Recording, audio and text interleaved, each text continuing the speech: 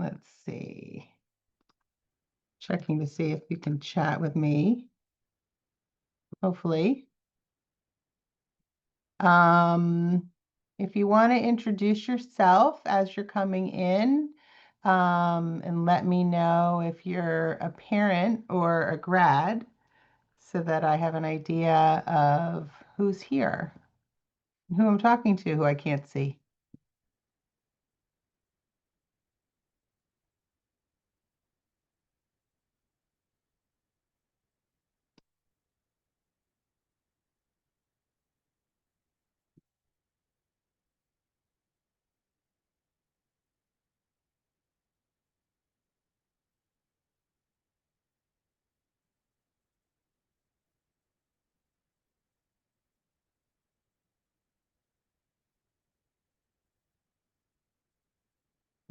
Hello, Jessica, connected to many grads and parents.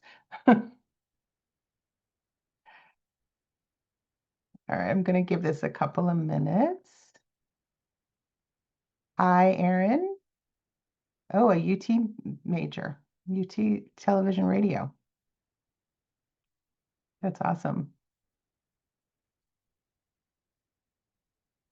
I was a radio, television, film major myself back when I started. So you know what? I think I'll just get started. And if anybody joins late, then they can we can catch them up. So I am Sam, and I am the founder of Your Career Compass. Before I started Your Career Compass, I was a recruiter in advertising, marketing, branding, and design. I did that for over 20 years. I worked with advertising agencies, client side, design shops, just about everything. And I worked primarily, we were very, it's still in existence actually. The company's called Sam and Lori. And I worked primarily with creatives throughout. So within that, outside of that, there's account people and strategists and production and creatives. And so that was really where I spent most of my time. And then several years ago, I made the pivot into coaching. And the reason I did that is because there were so many people who would reach out to us who needed more help than I could give them as a recruiter. And this is the part of what I always did that I loved the most. So I stepped away from the recruiting so that I could help people figure out where they belong and where they're going to go next. So, the job search is, really, really tough any year. It's particularly tough right now. I think that, with all the excitement around AI and technology is changing, and you know nothing political, but there's a lot of stuff going on in the world, and I think it's making things a lot harder. And I think that unfortunately, career services and most of the colleges are not a place that the students are really taking advantage of, probably early on in their college career, until they start to be approaching graduation, and then they're like, how am I going to get a job? Where do I go to find a job? What does this all work? How do I make this happen? So this is really a space that I know really well. And so I'm going to share my screen. And mostly I just really want to answer questions, but I did want to give you some tips and some things that will be helpful for you as you're going through this process. So let me just get that up. Of course. Where did it go? Hold on. There it is. I'm going to put it in presentation mode. This is why I usually do things over Zoom and not a webinar. Uh, that's funny.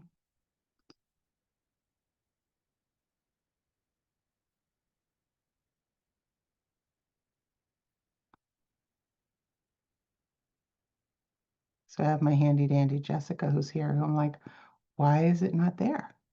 Hold on.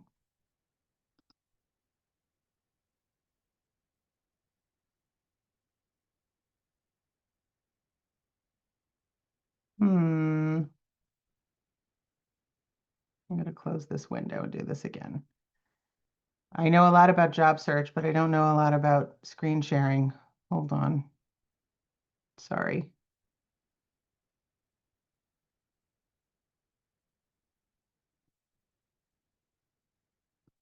There it is. Okay. Okay. Let me go into presentation mode so you don't see everything else. And then we'll be off.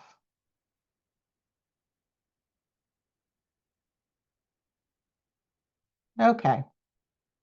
So here I am. Sorry about that. So I already sort of gave you my overview, so you have a little bit of a sense of who I am, and I can't see the chat while I'm doing this, so I'm going to try to do this kind of quickly.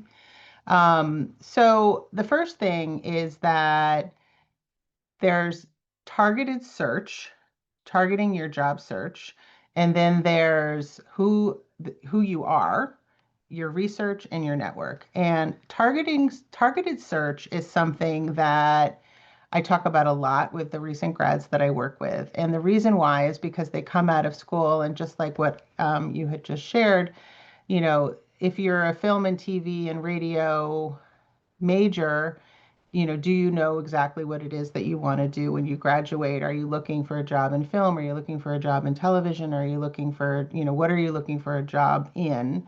And that tends to lend itself to a very sort of broad search. And the problem with a broad search is that people who are doing the hiring are not necessarily, they're not looking for somebody who can do six things. They're looking for somebody who can do one thing and do one thing really, really well.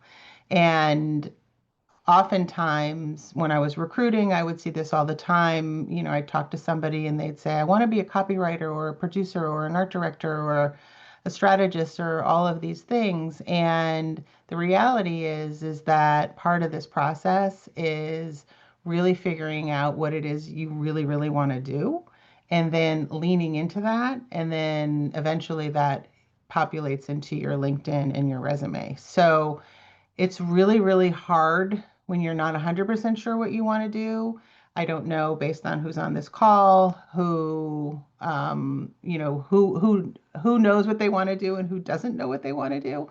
But my advice is to pick a lane and go into that lane and, make your materials in service of whatever it is you think you want to do. You can always have several resumes.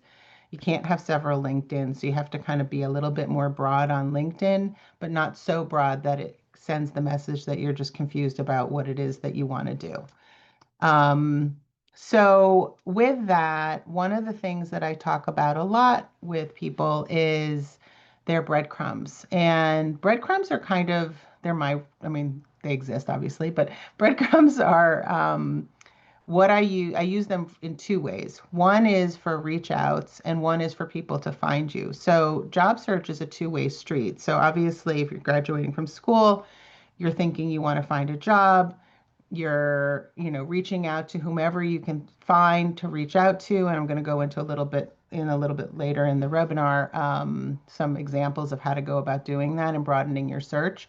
But for right now, you're either looking for a job and you're doing the outreach, or there might be somebody who is, hiring a production assistant or hiring a junior account person or, a very young junior designer who's looking for you.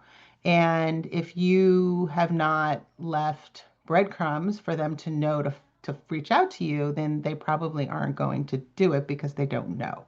So one of the things that's really important is to take a minute. You can do that right now if you want. And you write down just a quick list of, what are your hobbies? What are your interests? What are the things that you like to do? Maybe your favorite books or your favorite movies, where you grew up, and perhaps, you play an instrument or a sport. And what those things are going to do within, especially within your LinkedIn, is they're going to give you a personal piece of information to share with other people. So if you're reaching out to somebody who doesn't know you and they see that you played Division 1 soccer or that you play an instrument and they're like, oh, I did that too, then there's something to be, you can create an authentic connection. And that is really, really valuable.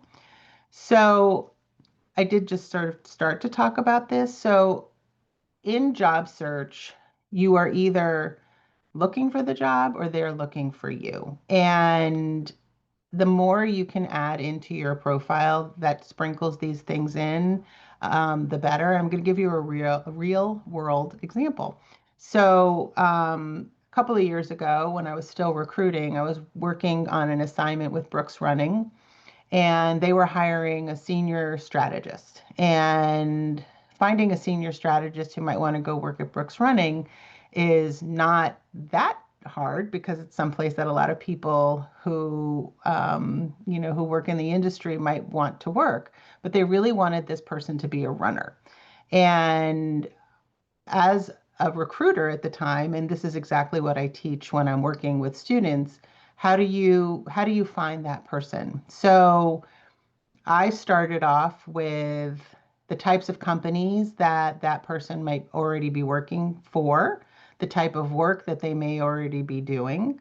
And then I started going deeper into how am I going to find if whether or not this person was ever a runner. So I started going through people's LinkedIn in detail, looking for a mention of like, oh, I just finished my triathlon, or oh, I just registered for the New York Marathon, or oh, I ran track in college. And sure enough, after sorting through however many hundreds of people I went through to try to find those people, I found, 3 or 4 people who did run track or did do triathlons. And, there's a lot of it's not easy to find that kind of personal information about people. So you kind of have to get scrappy and get creative in terms of how you do that. So leaving those pieces of information out there are really, really important, even as a junior, because if somebody is looking at a portfolio or looking at a reel or looking at whatever it is that you've done and they're hiring, but they're trying to fine tune their search, they're trying to find the right person, they might be looking for things that you don't know they're looking for. And, maybe you did a documentary film, or maybe you even wrote what your film, your senior film thesis was about. And that's something that resonates or connects with somebody, and that gives them a reason to respond to you or reach out to you. So, networking is a giant abyss that is very, very overwhelming for most people. And certainly, most people have not been taught specifically how do you go about networking? Like how does it even work? What is the process like? And for people who are just finishing school, they maybe have never really had to do that, and they haven't had to reach out to people that they don't know, and they haven't had to create emails to people that they don't know, and the whole thing feels really awkward and uncomfortable and unnatural. And in a lot of ways, it is. But it also can be an opportunity to, if you sort of reframe it a little bit, to meet people that you wouldn't ordinarily meet and learn about what it is that they do and start having and practicing having conversations with people that are not actual interviews, especially if you're somebody who is a little bit anxious or nervous about it because it's not, some people have gone through college and have done internships that they had to interview for, but a lot of people haven't really had that experience. And a lot of people, especially in creative fields, haven't had the experience of working even in a big company.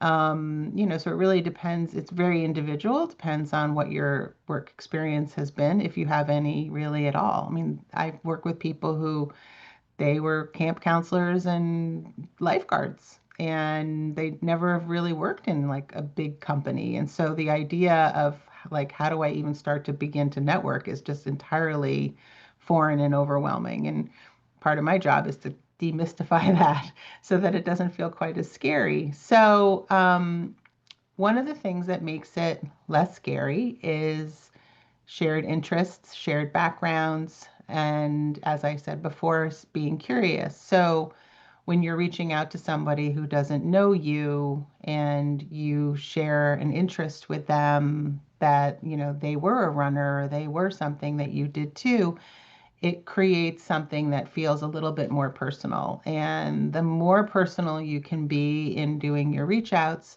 the better, the more fruitful they become. The blasts, it has to be very targeted, which is, really, really important.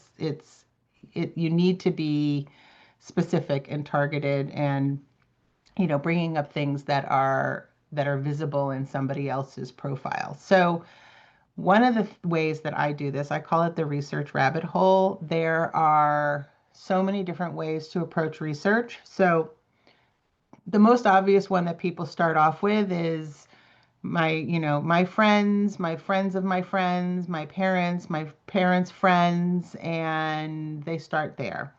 And that's a great beginning, but he's probably gonna run its course fairly quickly. So the next thing that you can start to do is really think about what are the kinds of companies that I want to work for. So what are my interests?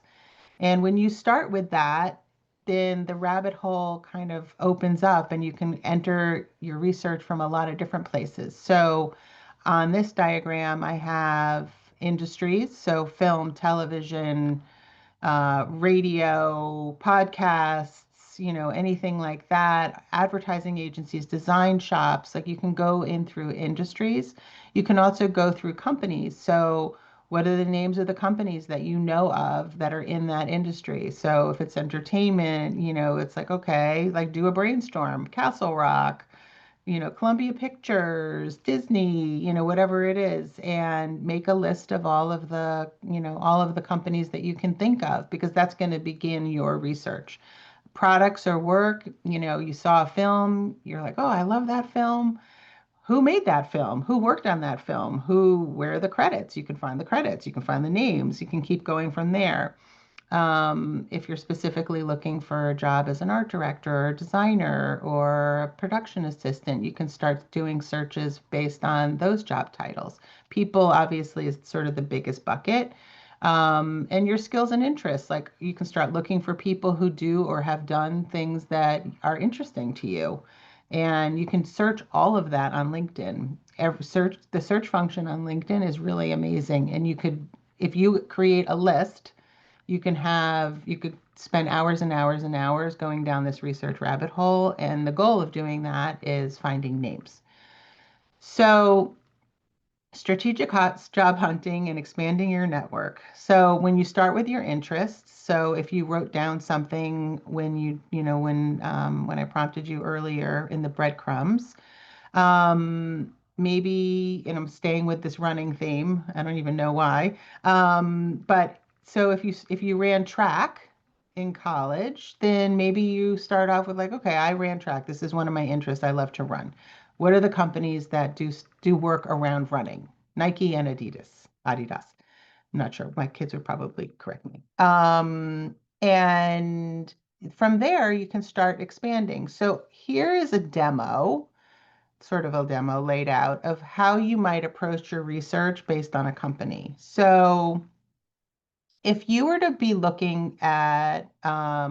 you were to be searching basketball and you were on LinkedIn and you'd put in basketball, you could start on Google. Advertising agency, this is an advertising agency, Cartwright. So if you were starting off with looking at an advertising agency, you put in advertising agencies that do sports. And let's say you were a basketball player and that was something that was interesting to you. And you're like, what are the advertising agencies that are doing advertising for basketball? So one of the agencies that would come up is Cartwright. And Cartwright is based in California. And from there, you can go into Cartwright. And then here, I don't know if you can see this, where it says search employees or keywords, you can put in whatever the job title is that you are interested in. So from here, you might see I had put in art directors, and then this is what came up, and you would just see as many people as have come up. So that is a really great way to start finding names of people that you might not know. The other thing that you can do, and you can see where it says where they studied right here. So you can put into the search criteria the name of a school. So if you put in Emerson, I'm going to go back actually. Can I go back? I don't even know how to do that. It's okay. You could put in, remove art direction, put in your college, and then you'll see if there's anybody who is from your school that works at that company. And that is the beginning of fleshing out names, especially if it's a company that you're interested in. So the next way to approach research is you can do the exact same thing, but you can start with your school. So if it was the University of Texas, you could go into LinkedIn, go into the University of Texas, and then you see however many alumni there are, which is probably going to be a lot. Obviously, if you went to a small school, it wouldn't be as fruitful. And then from there, you can pull up the names of people who maybe worked at either at a company, or you can pull them up by job title. So you don't actually have to know them in order to find the names. But then the next thing that you're going to need to be able to do is reach out to them. And that part is, can be very, very scary. And that is where the names of, your interests and anything that you can pull up forward that is personalized is really going to help. So you want to do your due diligence. So when I am looking at somebody's LinkedIn profile that I don't know, I start all the way at the bottom. I scroll all the way to the bottom. I'm like, where did they go to school? Do they have any of their interests on there? If it's a more senior person, where did they start working? What was their journey? What was their story? What is their career path? And that can be immensely helpful, especially when you hit the button that says connect, and then it asks you if you want to put in a note. Because now you might see some things that overlap. Maybe they are from a town where you grew up. Maybe they went to your school, which would be great. You can put that in your reach out. Maybe they did something that you did also somewhere along the lines of in your experience, even if it's limited. Anything that you can pull in that makes it personal is going to increase the chances that they're going to write you back. So when you are reaching out to these people and you are trying to get them to respond to you and to, share 15 minutes with you, it's really helpful if you leave them as much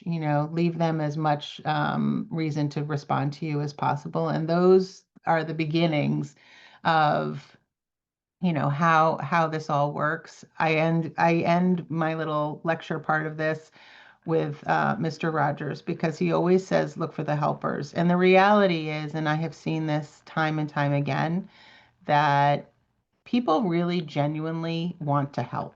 And when you are looking for a job and you are trying to make contacts with people who are inside these companies, the more people that you can talk to who are maybe not even doing what it is that you think you want to do, but you're just talking to them, you're scheduling 10 or 15-minute calls, you want to learn about them, you want to learn about their journey, and you want to decide if maybe what you thought you wanted to do maybe sounds less interesting because somebody you spoke to is talking about something that sounds more interesting. That whole process is, what I call networking. So it's not just one transaction. I have some. You can scan this, which just brings you to my website. But I do have this. I don't know if I can. Let me see if I can copy and paste it. Nope, I can't. I will copy and paste that and put it in the chat, and it brings you to a bunch of my resources. So if there's any, if you wanted to have some worksheets and things to do after this meeting, you'll be able to do that, and that'll might just sort of reinforce some of the things that I just shared. So that is let me grab that actually. I'll do that right now. Um, oops, grab that for you and I'll drop it in the chat. So, do you have any questions? Is there anything that you would like to know that I can share? I'm going to go into the chat. Oops.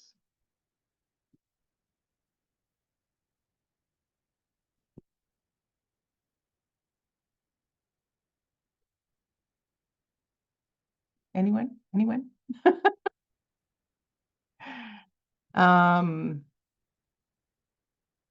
is there something that's specific to your student's journey or your journey that you feel like is sticky and you need help with?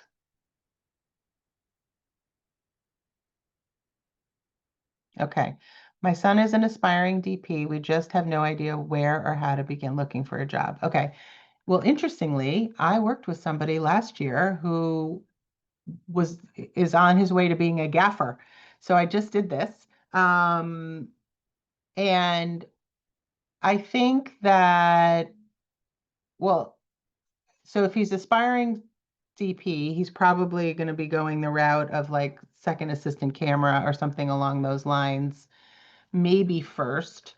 Um, is he looking to go to California or New York, or where is he thinking about starting his career, if you know? New York or LA. Okay. Um, so obviously there's the union, non-union part of all of this. I mean, most likely where he's going to start is a production assistant. So depending on whether or not he is looking to be working in, commercials or features or things like that, he's going to be networking his way into probably the producers and the project managers to begin with, that they're the ones who are really hiring the PAs. The DPs are hiring the first assistant camera, the second assistant camera, and so on. Those those jobs, he'd probably need to be putting together a list of every production company that he can think of and research, every studio that he can think of and research. And then he needs to watch and Google every film that he's seen probably in the last 10 years that the credits are going to be relatively um, current, not The Godfather. And from there, he's going to start making a list of people that he's going to start reaching out to. And if he's really clear that that's what he wants to do, then it's a very specific search. Um, is that helpful? Hopefully. Good, thank you. So yeah, I think, knowing what you want to do obviously is a huge asset in this process because, a bunch of the people that I work with graduate and they were, a environmental studies major, or they were, they majored in something that they thought was interesting to them. They want to work in a creative field. It's really, working in a creative field and breaking into a creative field is incredibly different than people who are looking to work in, business or finance. That world is reliant entirely on, um, your resume.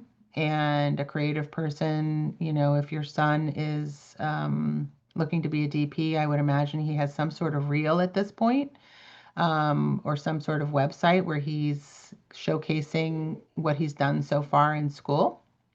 So, part of this process is really putting that all together into something and then telling his story through LinkedIn. Although honestly, the person that I just worked with, who actually managed to get him, we managed to figure this out, but it was not easy, which is why my recruiter hat comes in really handy because as a former recruiter, you don't take no for an answer in terms of how to find things because clients are are requiring you to find a solution. So we went down a huge rabbit hole on film credits and strategized how to reach out to people and how to find them, which was not always easy because film the film world is not really living on LinkedIn. They're in other places. So part of it is finding where those places are and then tapping into that network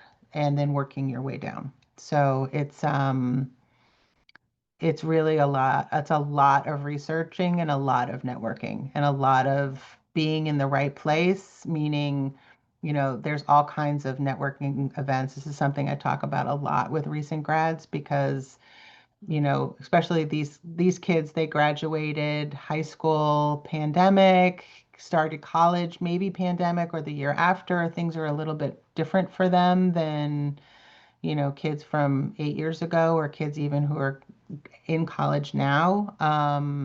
So, the process of just how to approach this part of the research is just really, really new and novel for them, especially if they haven't had that opportunity. So, are there any other questions?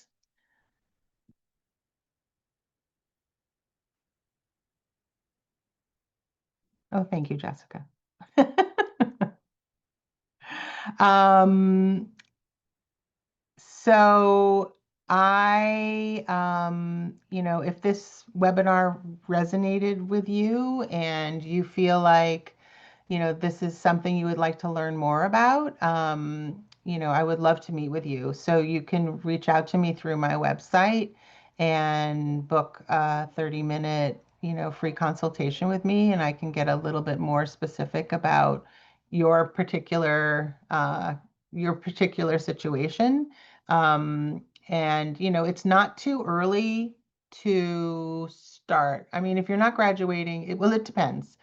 Um, I was going to say it might be a little early. I might wait till January if the graduation is in May. I worked with somebody last year who graduated from Syracuse.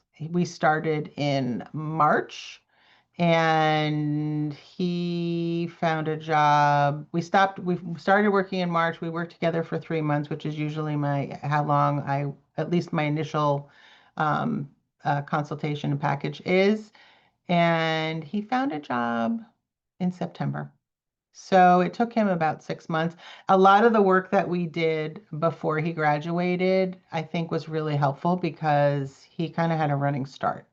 So he didn't start from a standstill. I'm working with a lot of people now who graduated, waited, traveled after college, came back, thought the whole job search was going to be way, way, way easier than it turned out to be. And we just started now. So we're in August or September. So, a jump can be really, really helpful. So, anyway, so I'm really glad that, you all were here and joined me for this webinar. And would love to meet with you if you are curious to learn more about what I do and how this all works. And if there's nothing else, there's no other questions, then I will wish everybody a good night. I guess that's that then. Okay. Thank you so much. And I will hope to meet some of you in a one-to-one. Okay. Bye. Have a good night. Bye.